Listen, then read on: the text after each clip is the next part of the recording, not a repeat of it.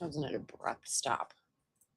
Hello, everybody. How you doing? Welcome. Welcome I missed to you yeah. Eleanor missed everyone. Mainly you, John, in the chat. Just thought I'd name one person. Hello, everybody. Welcome to. Why do you always put that over my face? I'm taking it off. I'm taking it off. Okay. You know what? It's tough to produce the show as we're going. Okay, why don't you produce it and decide all the sides of the things? And I've never blocked That out is not anybody's true. face. That is not true at all. It is true. We like to start every episode with a bicker, a good solid bicker.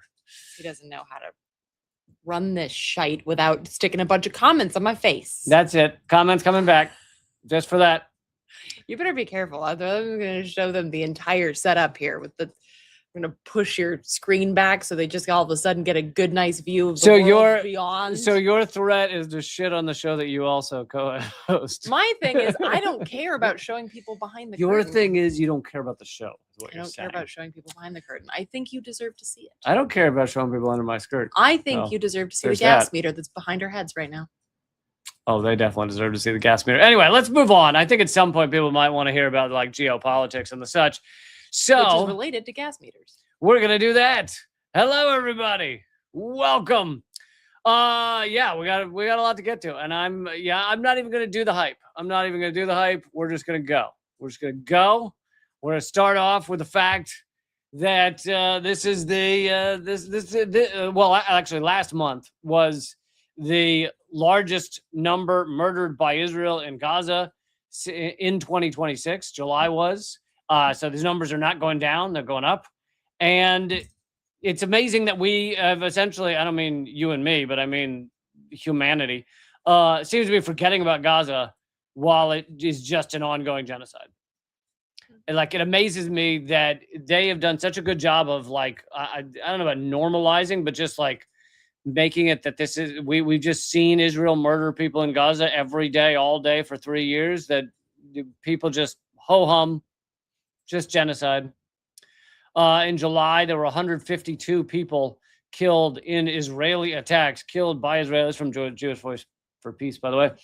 The highest monthly death toll of 2026, according to Gaza's health ministry. Do you have something you want to add to this or no?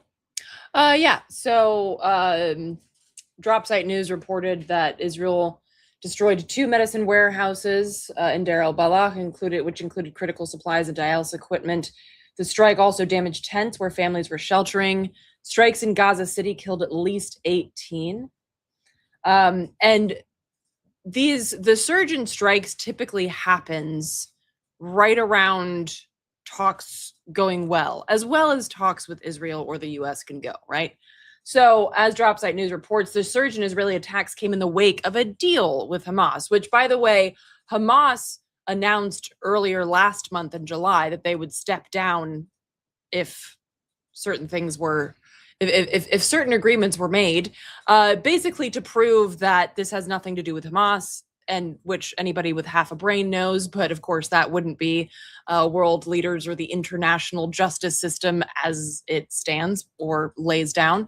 And if you want to hear more about that, I did a great interview with Nora Beres-Friedman, who's an assistant editor at the Electronic Intifada, and she talked more about this. That was up on Project Censored this past week. But so basically, shortly after Trump's announcement of a quote-unquote deal with Hamas, mediator countries said that Hamas had, for the first time, not true, formally committed to an actionable plan for relinquishing all its weapons. For the first time. Finally, Hamas is willing to work with someone. It's all bullshit. And then, of course, after that happened, Israel amplifies its genocidal violence on Gaza. And then the Board of Peace, because we just totally live in an Orwellian shit show, announced that they would not move forward with further talks with Hamas until they fully disarm. Because there's literally nothing that Hamas or any Palestinian can do other than, as Nora Beres-Friedman put it, die quietly. Like, they are only allowed to be victims. They can never, ever fight back, even though legally speaking, like, not that I think that should be the reason that it's allowed, but according to international law, you are allowed to resist occupation. You are allowed to resist genocide, armed resistance, not just like write a pamphlet, but like you are allowed to physically resist. So, internationally, legally speaking, they are allowed to resist. But of course, Palestinians have never officially been allowed to do anything but, again, as Nora Barrows Friedman put it, die quiet. And speaking of that, if you ever run into the argument, someone tries to argue with me, why do the people of Gaza ever protest peacefully? Why didn't they ever, if they hated it so much, why didn't they protest? Oh, they did. Oh, they have. For many, many years, there's been peaceful protests. There was probably the most clear and well-known one is the Great March of Return, where they marched peacefully at the border gate and were shot and killed. Hundreds of them murdered just for walking towards a fence. But also, seriously, F you if you ask that question. Oh my God, they love to ask that question. Though. No, I know, but it's a bullshit question. Just like it's a bullshit question, like why did slave revolts happen? Why didn't they protest peacefully against slavery? Like you are under no obligation to accept genocide, like not even legally speaking, which again should not be the gold standard, but even for the people who it is, that is allowed. But also, if you're just like a human being and you think that human beings matter and that life matters and that we shouldn't commit genocide just because that's fucking dumb, then you have every right to resist genocide and ethnic cleansing. So and as I don't know if folks heard about it, I covered this also with Nora Barrows Friedman. There has been a uptick in pogroms in the West Bank, in the occupied West Bank, since Palestinians a couple weeks ago did fight back, and one settler and one IOF soldier were killed. And as Nora points out, it's really hard to know who's who, because not only does every Israeli do military service, but a lot of the settlers are also in the military, like currently. Sometimes they'll wear military garb. Sometimes the IOF will wear plain clothes. So it's really hard to know who's who. They're just all assholes. And they were attacking this the small village a couple of weeks ago, and this older Palestinian man fought back. And this has precipitated a remarkable surge in what was already surging, the ethnic cleansing in the occupied West Bank. And so, the attacks and injured Palestinians and detaining Palestinians in Jenin, Ramallah, Tubas, like all places all over the occupied West Bank, and that's continuing. And as little as corporate media deigns to mention Gaza, they never ever mention the occupied West Bank. Yeah, and this theme is not a new one, where the so-called settlers, the land pillagers, will harass people in the West Bank, families in the West Bank. And sometimes it's just harassing them. Sometimes it's holding guns to their head. Sometimes it's setting their, storehouses on fire, whatever.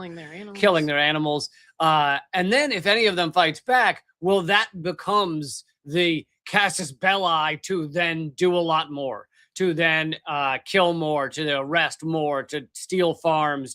So imagine if it were you and you had a neighbor, and at first, when your neighbor was just doing things that were moderately annoying, just harassing you, calling you names and standing in your way when you try and leave and gum, like shit like that, and you ignore it and ignore it and ignore it and try and turn the other cheek. And then eventually, finally, they set your front yard on fire or something, and you fight back. You pull out a gun, you punch them in the face or something, and then all of a sudden, in this case, in the analogy, it'd be the police, but in this, in West Bank, it's the IDF, comes and says, okay, look at what you just did to that neighbor. So you now have lost your home, or you now will go to prison where you're tortured. Like, this has been an ongoing strategy.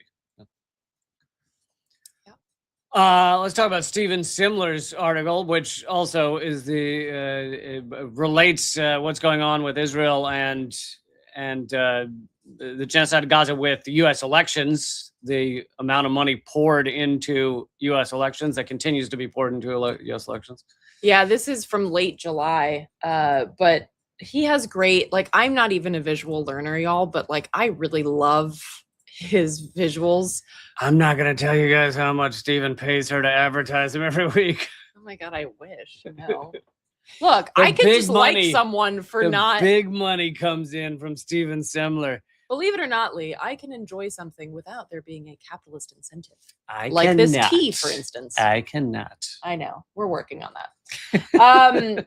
So basically, he points out that there was a vote. There was a vote in the House, and he points out basically like how the Democrats are remarkably out of step with their base, which, of course, if you listen to this show or any other show like it, then you're like, yeah, no shit. That's been like since forever. But what he does here is he points out how stark that is with regards to voting on Israel, and then how you can trace that money back. So, for instance, among Democratic voters, opposition to U.S. aid to Israel exceeds support 74-20. That's pretty stark. Pretty significant. Yeah. The polling on Democratic voters translates to 152 yes votes on the amendment. There were 103 actual yes votes from House Democrats, a 49 vote discrepancy. Hold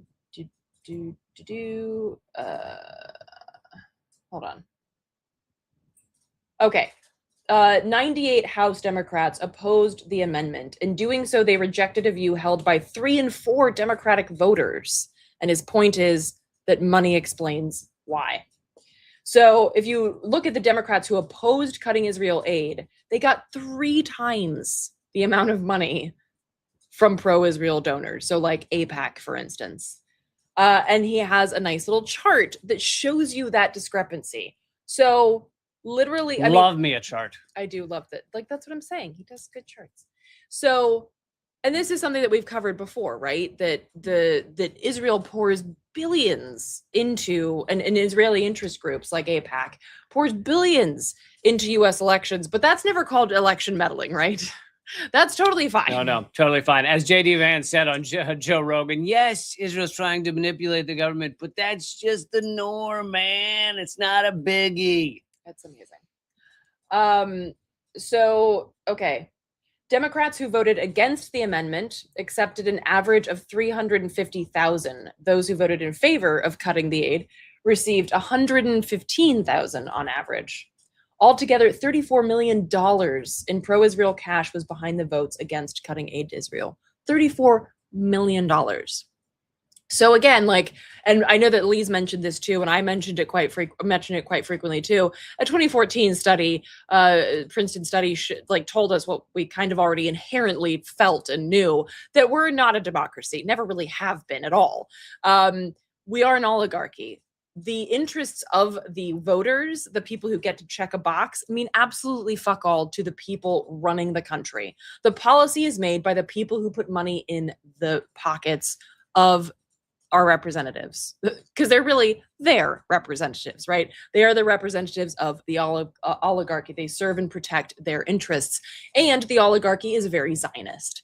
So when you look at this graph, it's quite clear that, yeah, of course, the people with the most money, just like in most races, right? Electoral politics, the person with the most money typically wins. And here, 3 times the amount of money went to those who voted in favor of continuing aid to Israel. And guess what? It continues. And I will mention one win against the Israel lobby from this past Tuesday that a lot of people are talking about is Abdul El Sayed won in, is that Michigan? Yeah, Michigan. Crucial swing state of Michigan. And it was, many are calling it a political earthquake because he defeated all the money put up against him, all the pro-Israel cash put up against him. He defeated the mainstream Democrats, which worked very hard to make sure he wouldn't get elected. And a lot of people don't understand, like, just the number of ways that our system is rigged. It's like rigged in so many different ways. But one of them is in primaries, the Democratic Party has access to all the data. And if they don't want you to win, so like they didn't want him to win, they won't share the data with you that shows where the Democrats are, where you need to, canvass, where you need to put your efforts, all that shit. is all kept away from you if the Democratic Party doesn't want you to win. So anyway, that's one of the striking conclusions of this past little I'm sure the primary New York there. Times did a great job in that interview. Well, by the way. well, whether they did or not, I actually didn't read the interview, but whether they did or not, it's only after the election. Oh, of They course, would never of do course. some, No. fawning sprawl. Like, No.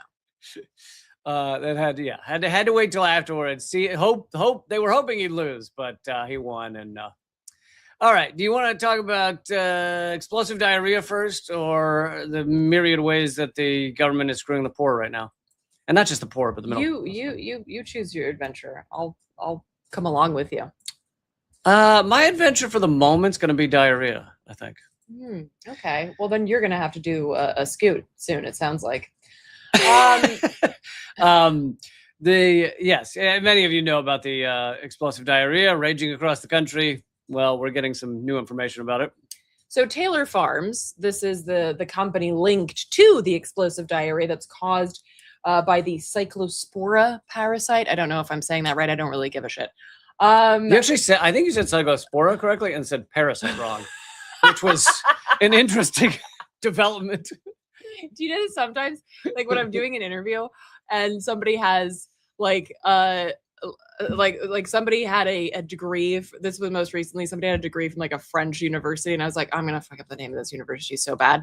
And so, even though you partially speak French, I do, but like, so I said her name, and that was fine in Arabic, and I was like, okay, I got that right. And then I actually got the French name right, and then I fucked up my own name. Oh, there it is.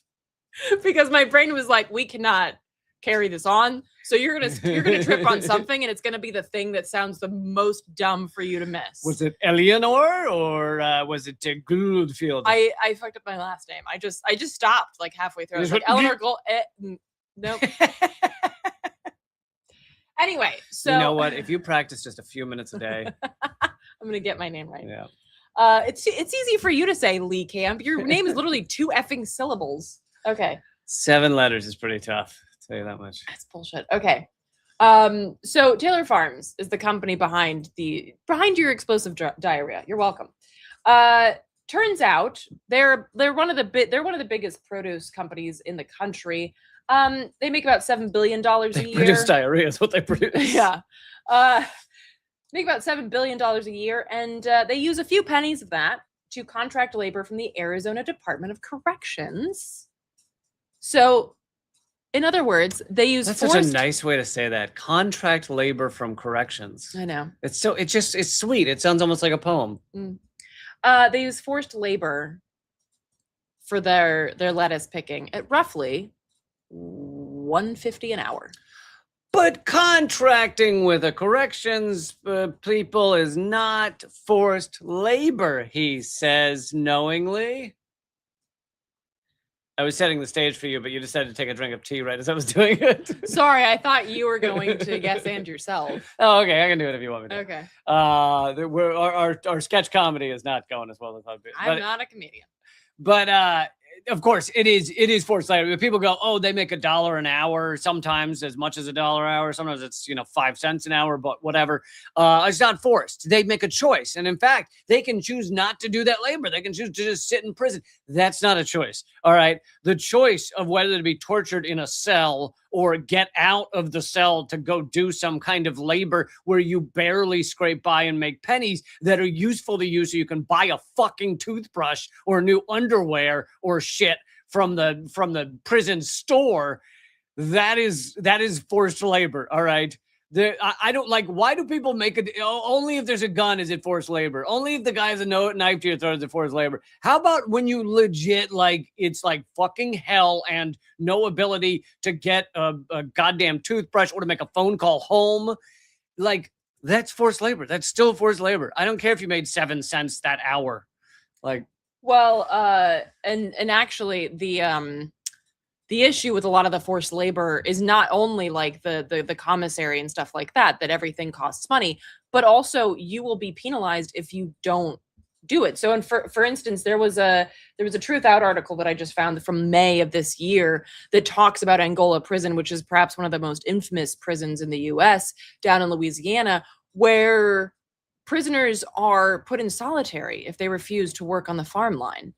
Well, that's taking it to a new level. Well, but this is not, my point is that it's not just happening in Angola, Yeah. but you literally have, like, the farm line is so awful that you had prisoners who spoke to journalists and said they literally would prefer solitary, which is mind-boggling. Like, your choices are literally what several organizations, including the UN, call torture, being solitary confinement, and slave labor out in the fields, a la, oh, I don't know, the US slavery, like, since forever, because it's still legal, obviously. So this idea of, oh, well, it's, you don't have to do it, that's bullshit. It's like saying that you don't have to go to work.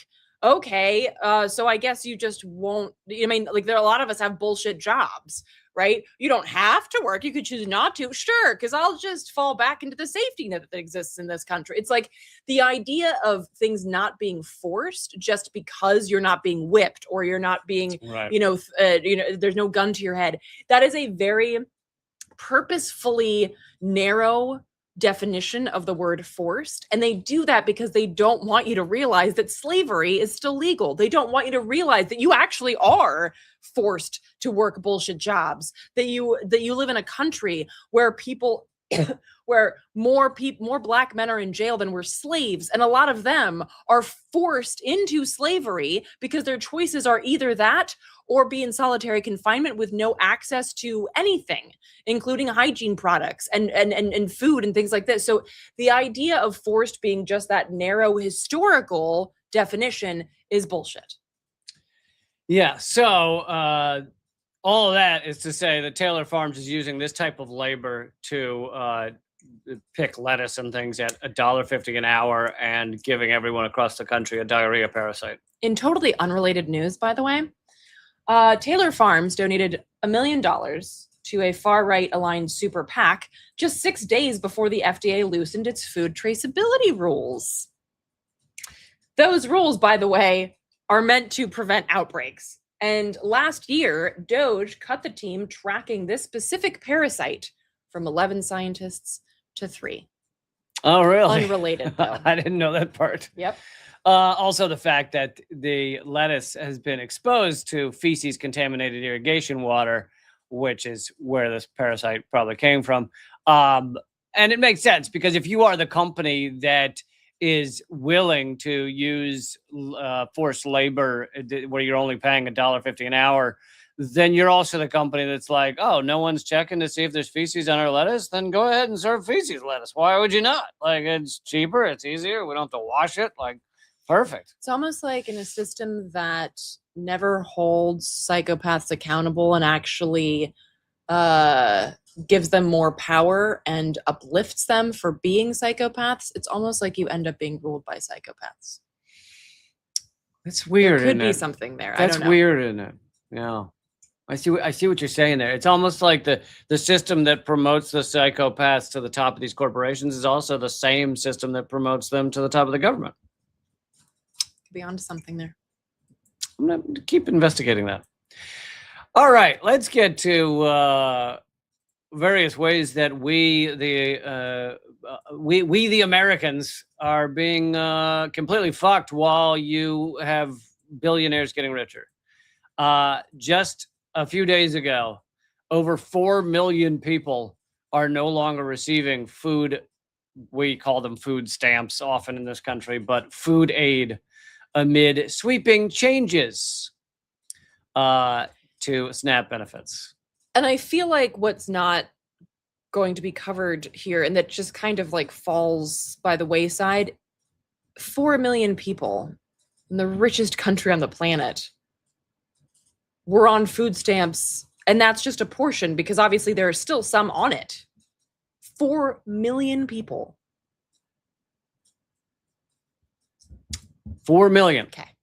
And I don't know if this article says how many of those are children, but I do remember that recent studies have shown that 50% of American children are below or at poverty level. 50% of all children in this country, one of the richest countries in the fucking world, 50% of all children are at or below the poverty line. And by the way, the poverty line is bullshit. Like the poverty line was created in the 60s, like the 50s or the 60s, based on information and data from that time. The federal poverty wage today, it is so dumb. And actually somebody ran the numbers and showed that the actual poverty level should be around $100,000 a year in order to actually, I remember that. in order to actually pay for the necessities that continue to keep costing more, like adequate shelter, healthcare, food. So the poverty level is a joke, right? So if you think about it, there's actually far more children and people and adults that are at the poverty line if our poverty line actually made a shit bit of sense in today's economy. Yeah. And then moving on to healthcare. Let's see. And how we're all being exploited in this way.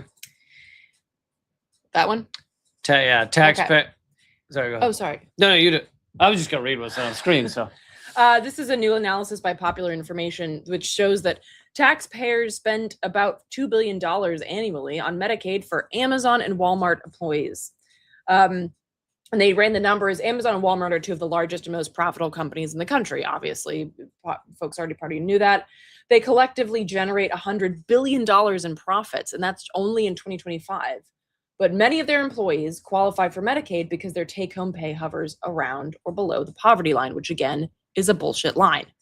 And I think like what's important here is not just like how horrific this is, but also this is a perfect example of one of the ways that they find this this ingress point, and then they try to widen this chasm. So they'll say like, oh, I mean, you're paying for their health care. You shouldn't have to pay for their health care. You're a hardworking American. You shouldn't have to, they should pay for their own health care, Like, that's got to be their fault for not working hard enough, right? It's their fault for, like buying too much avocado toast or whatever hell the powers that be are blaming people for buying instead of healthcare. So it's never framed as the fault of the billionaires, right? Who have like $40 million yachts. It's framed as the fault of the workers for not working hard enough, and then other workers have to pay for them. And then we should hate each other because, again, like the news is, the corporate news is just rich people telling rich people to tell poor people to hate each other. That's basically like how this framing is always made. It's always made as, well, the companies are the ones giving them the opportunity to work. It's them that aren't working hard enough, or they're spending money on stupid stuff. Like, I remember several years ago, there was like an article in the LA Times about there was like a mom that was on food stamps that had like a Gucci bag or something. And it turned out that she like found it at a thrift store in LA because it's LA. But people were like saw the picture of her with a Gucci bag and were like flipping out, like, how dare she have a handbag? She's on food stamps. And it's like, wow, the amount of hate you have for her handbag and not for the people who are forcing her to live in squalor is mind-boggling. Well, and also what's that famous meme where one of these right-wing assholes said if you're upset about not having health care, maybe don't eat avocado toast. Yeah. And then someone responded, like, as a millennial or something like that, myself, we want both. Yeah. We want healthcare, and we'd like to occasionally eat a piece of avocado. Fuck? So I can't have breakfast if I want healthcare? Like, what the? What do you want me to eat? Like sawdust? A piece of bread and an avocado. Yeah. So look out for that framing. Did you have this one? I do. Well? Okay. So this is also part of that. The propaganda. There's been a lot of scapegoating. The Trump administration has been blaming immigrants for widespread healthcare fraud, which of course means that we all have to pay more for healthcare because the damn immigrants are stealing our healthcare through healthcare fraud, right? Turns out, a shock to no one who has been paying attention for the past 25 minutes in this life, according to the Office of Inspector General, to the Department of Health and Human Services. It is corporations, not small immigrant-oriented healthcare providers or undocumented immigrants themselves who are illegally taking benefits. Corporations are responsible for the vast majority of alleged fraud in the American healthcare system. And the article, the Intercept goes on to share some examples. And of course, when corporations commit that fraud, it is far more expensive than this supposed fraud that's happening with one guy who went to a doctor because his foot hurt. When corporations do this shit, it is massive. But again, it's a bit like genocide. If I beat someone to death with their own shoes, I would go to jail for a very long time. But if Israel bombs 2 million people constantly for 4 years, that's totally fine. So it's this, if you just do it enough, if you kill enough large people, enough scale, if you steal enough money, then you're actually heralded as like a hero. And wow, that's really impressive. So this is like massive levels of fraud that these corporations are committing. But of course, that's okay. It also reminds me, like, they use these excuses to get a lot of Americans behind to support the idea that we should cut things like healthcare, whatever healthcare benefits there are. We should cut Social Security because there's so much fraud. It's all bullshit arguments. But so this one reminds me of when Doge was ripping up the Social Security system and saying, there's loads of fraud and we've got to cut all of these millions of people off of the Social Security rolls who are dead. We found million people who were dead and still on the rolls. And it turns out, shocking, totally shocking, that all those dead people are on the rolls, but they're not receiving any Social Security because they're dead. Because Social Security, like, the rolls don't delete your name when you die. They just say dead next to it. And then they stop sending you fucking money because who's going to fucking collect it? So out of these millions of people, they think they found, if I remember the numbers correctly, it was like somewhere between 11 and 18 people, not million, not thousand, 11, somewhere between 11 and 18 people who were like collecting their, dead mother's Social Security. For like what, like $500 a month? Like, it's I know. It's a nothing amount of money. Elon Musk is like, siphoning billions of dollars from all of us, and everyone's like, well, that's just good business. Yeah. So there you go. That is all under the category of how they're all fucking us while they, the middle class, the poor, all of us, while they enrich themselves. I have one more if y'all can stomach it. Oh, okay. No pun intended. I just don't have the diarrhea. Link, go ahead. Well, this is also reporting by Perfect Union, a more Perfect Union. So y'all might have recalled that basically the terror. John says he thinks the number was 6 people. Ish. Committing fraud. Committing fraud by what? Dying. So basically, y'all might recall that a judge slapped down Trump's tariffs and then basically said that money would have to be paid back. And then a lot of Americans got really excited. They were like, oh my gosh, do I get money back on all the bullshit stuff that I had to pay more for because of the tariffs? And the US was like, no, that's silly. So legit, the costs were passed on to the people. Mm-hmm. We all paid more to cover these tariffs. Now the refunds are going just to the corporations. So corporations basically put in a refund request. And here's just a little sampler of what they got. So Apple, $2.2 billion in refund. Amazon, $600 million. Putting the fun back into refund. Walmart, $10 billion. Oh my God, $10 billion? Yeah. Jesus Christ. Because you know what? They needed the money, Lee. Target, $2 billion. Home Depot, $2 billion. Nike, $1 billion. I could go on, but I'll vomit all over the microphone. And this is just a sampling. And this is, so basically this is yet another massive wealth transfer because we had to pay for this. And now they're getting paid for what they already made off of us. Well, it's also, and we get bupkis. It's also a wealth transfer because Trump lied to people and said that these tariffs were going to cover the cost of his massive tax cuts for the rich. And so he was like, I'm going to give these giant tax cuts to the rich, but don't worry, the tariffs are going to bring that money back into the government. So you won't actually, and of course, none of it was true. No. And by the way, this like I think it's when people say, "Oh my gosh, it was a huge wealth transfer." It's like the biggest in recent history. People are like, "Oh gosh, that must have been a long time since." No, it was COVID. That was the latest massive wealth transfer. So we're getting pummeled Trillions. like consistently. Like you get like not even like a 1 year break. So the wealth transfers continue to happen constantly. It's just that they spike every now and then, meaning like every 3 years now. So, yeah. All right.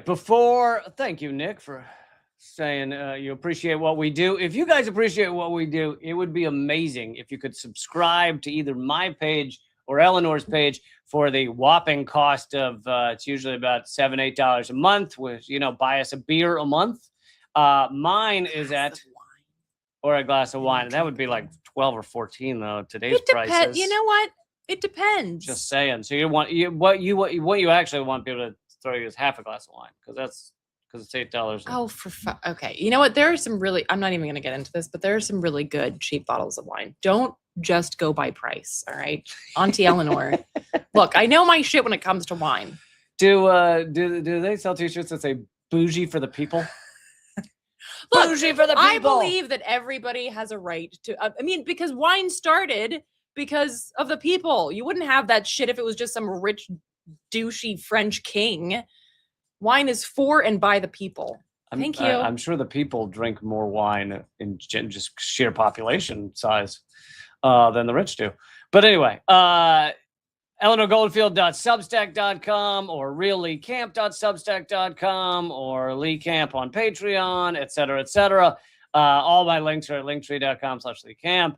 And it would be awesome if you guys could support what we do because we are the true independent media that does not make millions of dollars. Dude, they listed some of the podcasts that make not even millions upon millions of dollars. Fucking crazy. I don't even know. Where do from what sponsors? I don't even know. Mainly sponsors, I think. Okay. Clearly, I don't know.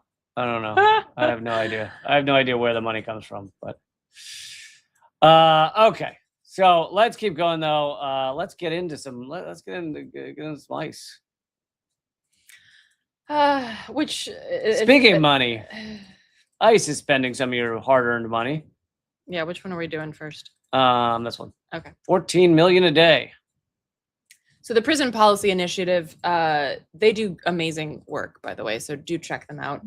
They released a report in late July showing that ICE burns through $14,430,000 per day on detention, while the rest of us struggle to make ends meet. And what feels even more astonishing than just that number is the fact that all of that money goes to horrifically inhumane conditions. So no clean water, no clean food, no medical care. So again, in this larger theme today of the myriad ways in which we are economically fucked over, all of this money goes to lining the pockets of the people who build these prisons, these concentration camps. None of it goes to actually providing anything adequate to the people in these concentration camps, which is, of course, part of the point. The cruelty is the point, right? These are not supposed to be places that look like a Swedish jail. They're not supposed to be places where people have access to healthcare and food. In the last 2 years, federal incarceration and detention have grown by 12%. With immigration detention and prosecution being a main driver. There are currently about 65,000 people being held in concentration camps. It's hard to ever give a legit number, partially because people are consistently moved around. Again, cruelty is the point and not transparency is the point, but also because there are ICE black sites, and I've covered this on the Project Censored show before. Yeah. There are ICE black sites where we don't even know. People are disappeared and they're not even on official ICE records. Congress just approved funding for ICE to expand that number from 65,000 to 135,000. And that's bipartisan, by the way.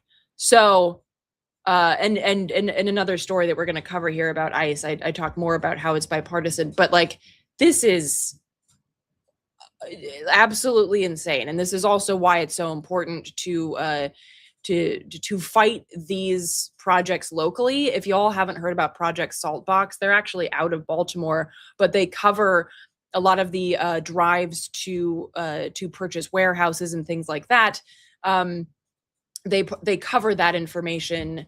I was about to say globally, but nationally. So you can check out Project Saltbox. They have a Substack and they have a map.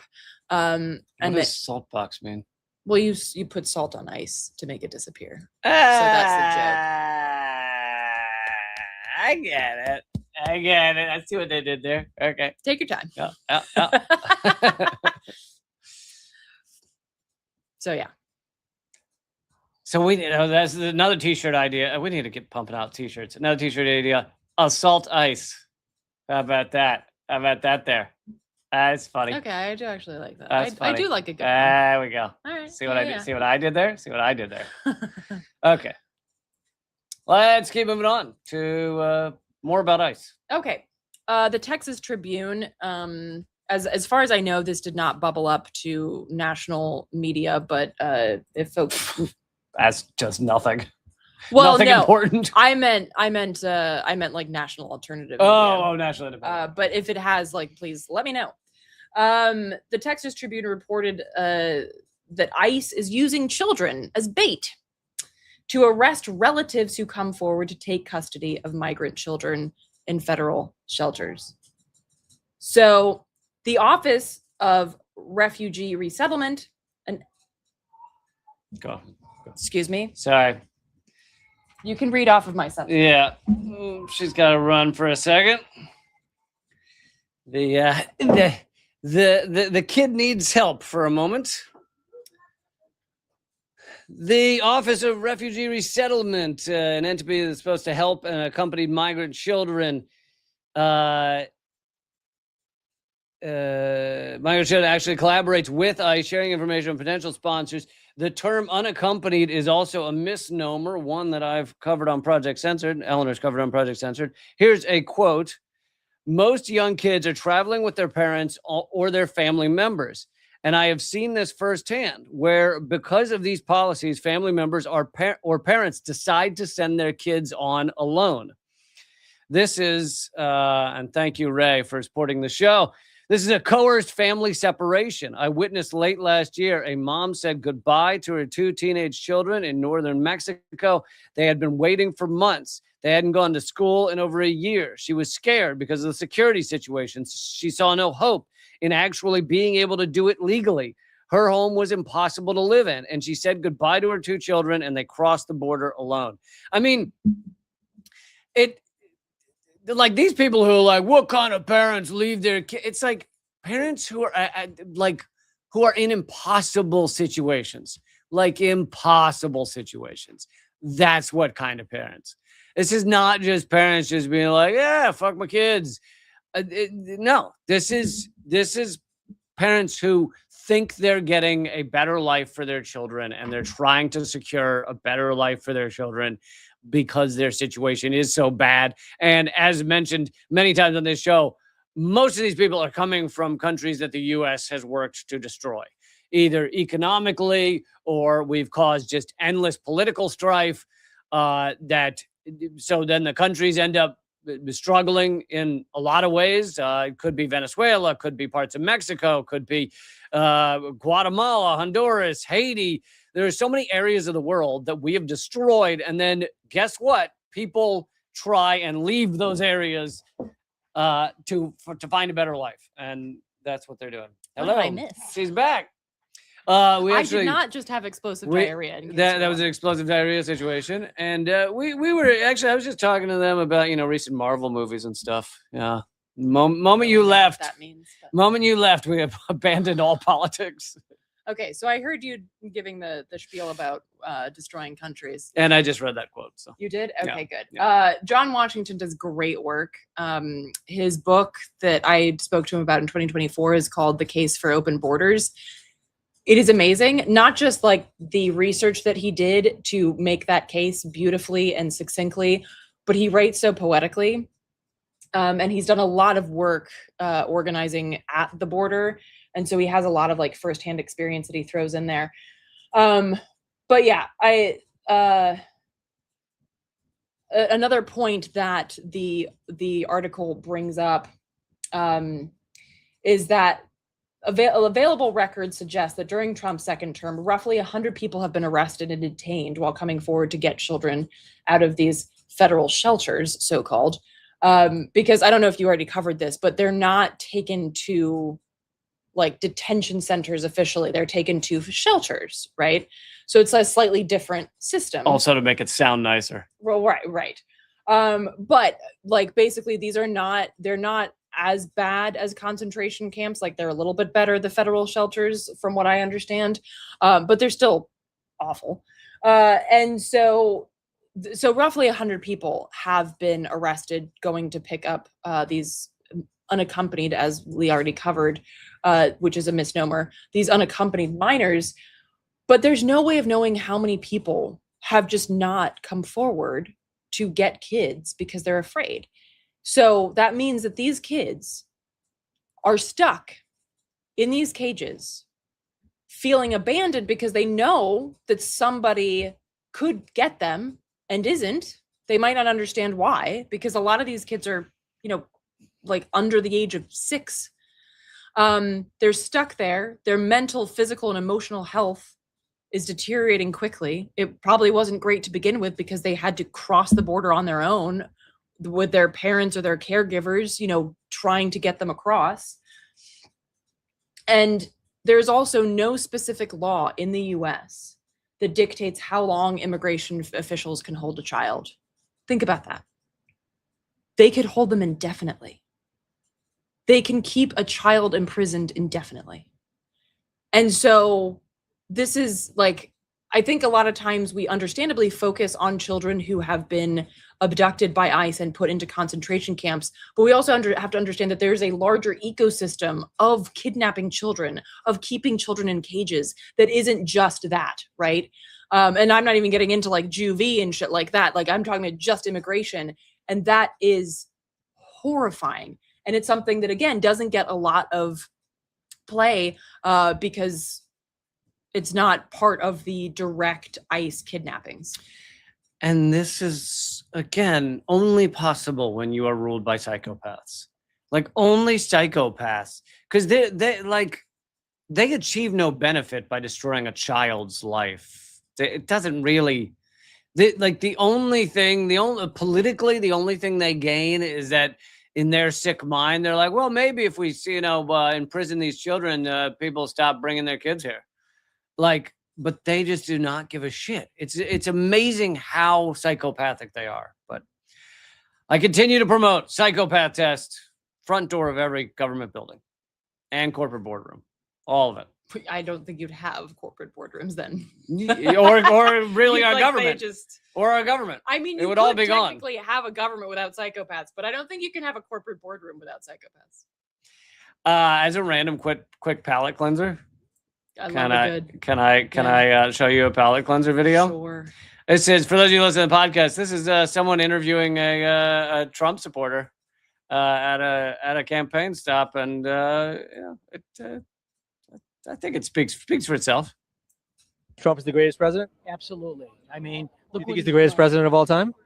Oh, I think absolutely he's the greatest president. I mean, look at he's brought all these wars to an end, 8 wars in there, and he's protecting our country from being nuked. What were the 8 wars he stopped? I don't know them all offhand, but he stopped them over. Yeah. Do you know? Can you name a couple? Tell him, Gail. Well, yeah. What were the wars that he stopped? Other countries, talk to him, I'll think of them. Yeah, just one war that he stopped? I can't think of one now. Yeah. He says it. Yeah. But he is. We can't name one. All right. Thank you.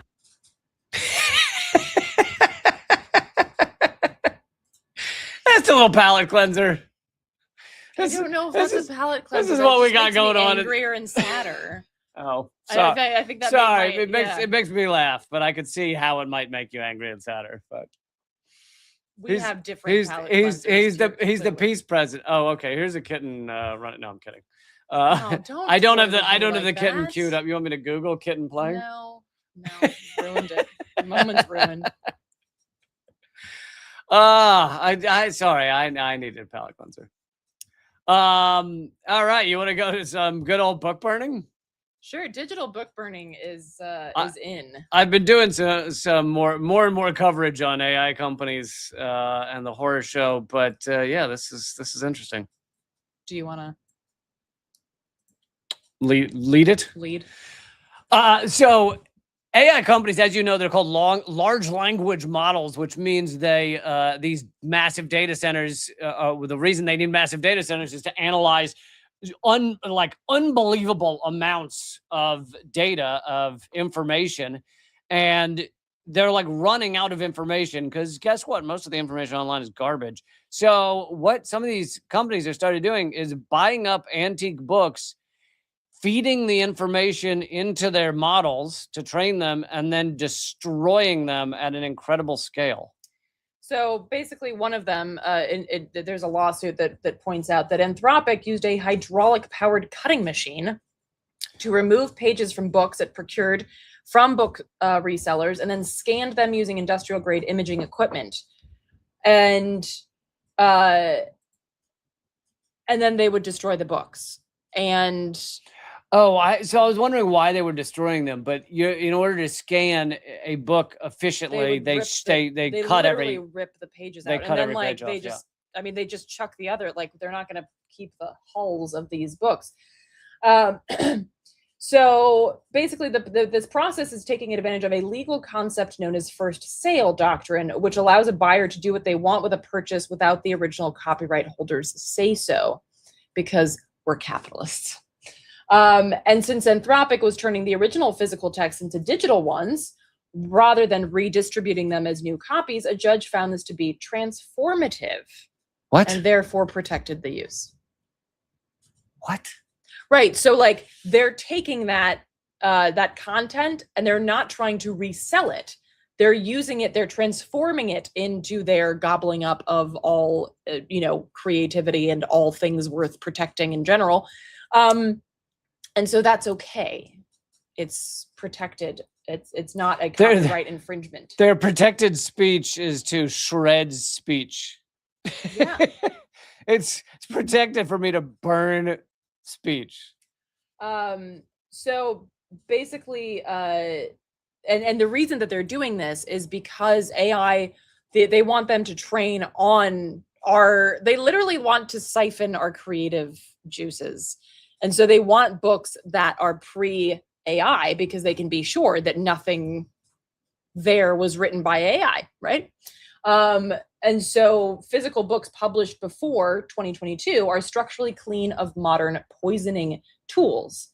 So basically, like, they want to get all of this information because they know that it's pure human. Like this, it's so fucking dystopian. That's like crazy. I can't even like pure human. It's so fucking insane. I don't It's understand almost this like timeline. it's like instead of in the Matrix where they're sucking the blood out, the energy out of the humans in the pods and like milking them, it's basically milking human knowledge and then devouring it and then excreting out shit out the other end. And this is even more twisted because at a time when booksellers are having a really hard time making ends meet, this report by 404 Media, which also does great work reporting on tech issues, they pointed out that a lot of booksellers are getting like these huge bulk orders, and they're quite sure that they're from AI. So like they use one antique bookseller in the Netherlands that has gotten inundated with bulk purchases they believe are being made by AI companies, though they can't know for sure. Couldn't you? I mean, unless they went to a lot of effort to make it look like individuals, wouldn't you be like, oh yeah, this one guy ordered 10,000 books? Like, well, yeah, but I mean, unless they like get him on record saying what he's using them for, like, yeah. But so this is insane and dystopian and like I feel like this should be like almost like seed sharing, like share your books with your community, folks. Don't give them to AI companies. Like keep them for the people. All right, I'm going to wrap up with one last. It's a good news story, but you could also put it a little bit in the too little, too late category. But at least we got some sort of positive news. Johnson & Johnson will be paying a $5.5 billion settlement for the talcum powder cancer lawsuits. They've agreed to pay $5.5 billion to settle tens of thousands of lawsuits in the United States that allege its discontinued talcum-based baby powder caused ovarian cancer. And they knew about this. The pharmaceutical giant made the announcement on Monday saying it covers 69,000 cases, accounting for 99.75% of all outstanding talc-related cases in the U.S. The settlement will only be final once it's accepted by 95% of the claimants. Talc is a soft mineral and was once a staple ingredient in cosmetics, baby products, but its use has declined as concerns rose over its links to cancer. The WHO classified talc as probably carcinogenic to humans. I don't want to be that person, but I always am that person. I just looked up the stock analysis on Johnson & Johnson. They made $97.93 billion last year. So you're saying there's a chance. I don't know what I'm talking about, but So $5 billion. So it's gonna hurt them, is what you're saying. They're probably not gonna be able to afford like that extra yacht, the yacht on the yacht, the yacht that parks in there. the yacht that parks in the yacht. Sorry to be that person, because really what they should have to do is go out of business, but that's obviously not gonna happen. Yeah, they should go to business, but at least these people that know. suffered from cancer will get something. If I wasn't. the ones who aren't already dead. By saying this is a good news story, I wasn't I asking know. for you to fawn over it and go, "Oh, it's I the know, best thing ever." I know. I just have to be the person who's like, hey, but also the slightly good news story, I'm going to shit all over that too, because that's how I operate. And it's you're not. welcome. It's not And that's just. why people. It's just not just you. It's what I do too. So that's why we have this show. I don't want you to feel alone. I'm trying to let you know you are not alone. I mean, I can be that old person alone at the party. I'm used to it. All right, guys, we are wrapping up. With Thank my you. glass of wine. Glass of wine in the corner, peeing in the shrub. We're wrapping up. Thank you guys so much. But if you feel like it works out to about 33 cents out of this episode, that would be amazing if you could join up. Well, I didn't do it just now. I've done it in the past using a calculator. If you feel like you've gotten 33 cents, please become a member for the cost of a beer a month at realleecamp.substack.com or eleanorgoldfield.substack.com or our Patreons or what have you. Linktree.com/leecamp. Check in the mail, Send like a grandma. Yeah, send us a check like grandma. Thank you, name I'm not going to try and pronounce, for supporting the show in the chat. The other thing is I have 2 new columns just came out this week. They're both over at realleecamp.substack.com, free to read over there. And I will see you guys likely not Monday. The schedule is dicey for coming up for a few days, but I'll try and alert everybody. And I just put out a new news that didn't make the news on my Substack. And we pulled from that today. So check that out. Wow, you added another new to that. A new news that didn't make the news. A new news that didn't make the news. Newsy. It's very newsy. Thank you, duly noted, for supporting the show. Ralph Nader said, the number of Gaza dead is 300,000. Yeah, there's various estimates. I've covered Stephen Donziger's estimates that show it could very well be 500,000. Could you bring Nader on? I don't think Nader would agree to come on this show, just because he doesn't do smaller shows. But I appreciate the thought. I have met him at least twice, but I don't think I've ever interviewed him. But anyway, all right. See you guys later. Keep fighting.